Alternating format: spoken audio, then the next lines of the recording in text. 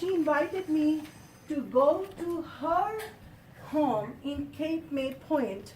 She had a very nice sort of a villa resort overlooking the ocean. While we were having dinner, we could see the sunset. I mean, that was that close on the ocean. And then my first kayak, right, we call it, and she's like, I never did it, but she showed me how to do the rowing and all.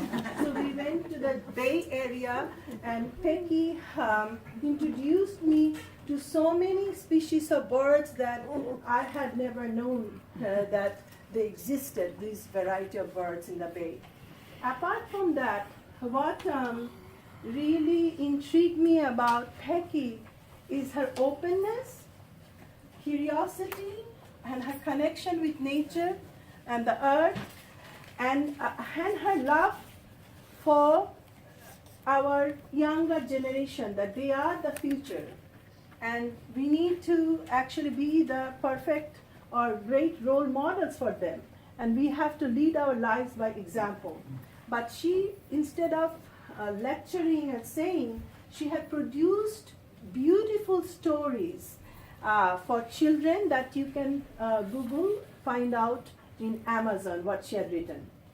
When I went to meet Peggy, apart from the dinner and the boat ride and the rowing, she took me to her Torah study class. And I was the only Muslim woman, colored, from Bangladesh, that participating in this very rigorous Torah class. And at one point I remember that the discussion was that, well, when Moses left, he crossed the Red Sea with his people, but there was a large segments of still the Jewish population were left behind in Egypt. But still the revolution, how could it continue? Because there were only like a small number of people that were able to cross the Red Sea. So, and I said, wait a minute, may I contribute something? This is my thought. When we had the War of Liberation for Bangladesh, majority stayed back.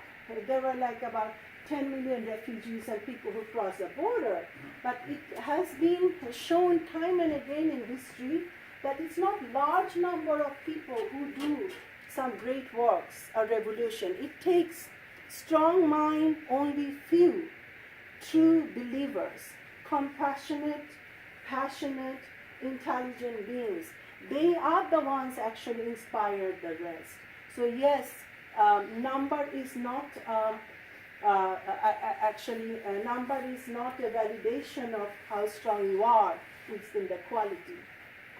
It's in your devotion, your sacrifice, your knowledge, and so forth. And then Peggy, I told her that I'm interested in visiting this mosque.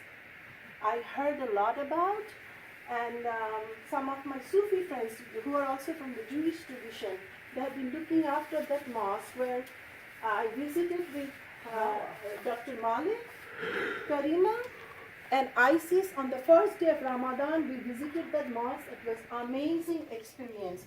The way we were greeted as if they were receiving the long lost sisters and brother, to the mosque. So I told Peggy that I would like to revisit that mosque.